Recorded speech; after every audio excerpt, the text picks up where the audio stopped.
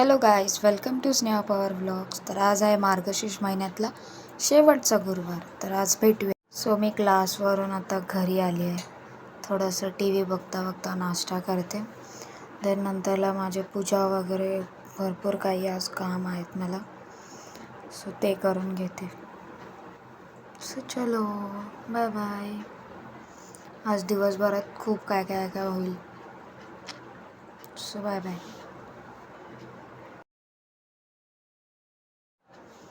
तर जेव्हा काय असेल तेव्हाच बरोबर पिंपल्स येतात. मला ते आवडतच नाही आणि बरोबर समोरच दिसत आहेत फोटोज वगैरे काढताना. So bye bye guys.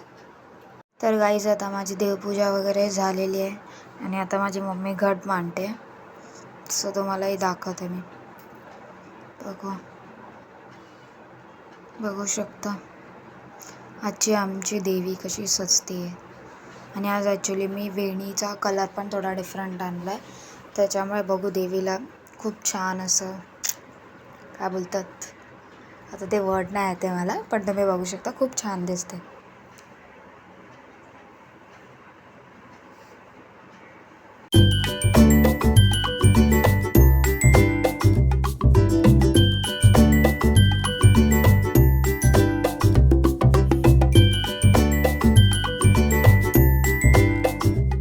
बघू शकता गाईज, रेडी आमची देवी पूर्ण. फक्त थोडंसं डेकोरेशन बाकी आहे, फुलांची सजावट वगैरे सगळं बाकी आहे. सो बघू शकता आजची न्यू कलरची वेणी. चलो, आता माझं काम आहे रांगोळी काढायची आहे मला. आज मी थोडा मोठी रांगोळी काढणार आहे, सो ती तुम्हाला बघायला भेटेल. Bye bye.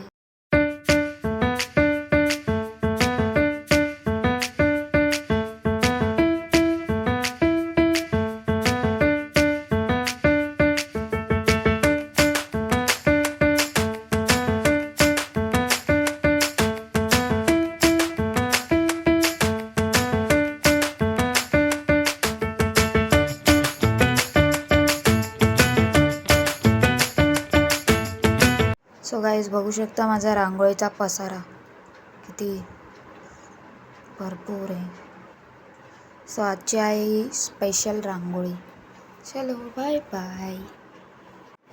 सो गाईज आता मी जेवून वगैरे आता मी क्लासला चालली आहे आणि थोडंसं मेकअप शेकअप केला आहे, गजरा वगैरे लावला आहे. सो बघू शकता. चलो बाय बाय. भेटूया आता क्लासवरून आल्यावरती. चलो. अशा या सर्व भूमीत असलेल्या श्री महालक्ष्मीची ध्यानी घ्यावी अशी ही कहाणी आहे द्वापार युगातील आपल्या भारतातील सौराष्ट्र देशात घडलेली. तेथे एक राजा राज्य करीत होता. त्याचे नाव भद्रश्रवा. तो शूर होता, दयाळू होता आणि प्रजादक्ष होता. 4 वेद, 6 शास्त्रे, 18 पुराणे यांचे ज्ञान त्याला होते.